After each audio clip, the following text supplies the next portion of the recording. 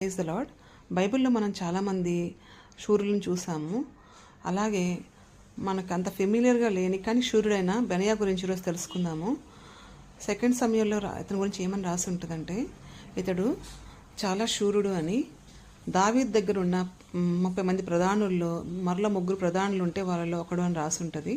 అదేవిధంగా ఇతను ఇద్దరు మోయాబీలను, బలమైన మోయాబీలను చంపినట్లుగా, తర్వాత చలికాలంలో ఒక సింహాన్ని చంపినట్టుగా, అలాగే ఒక పెద్దవాడైనటువంటి ఐగుప్తుని చంపి తన పరాక్రమాన్ని నిరూపించుకుంటాడు.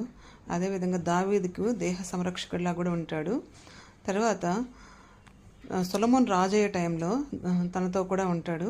తండ్రి దగ్గర నమ్మకంగాను, తర్వాత కుమారుడి దగ్గర సొలొమోన్ దగ్గర సైన్యాధిపతిగా ఉండి తనకి ఎంతో సహకరిస్తాడు. బెనయాలాగే మనం కూడా దేవుని సన్నిధిలో మనం దేవునికి మాటకు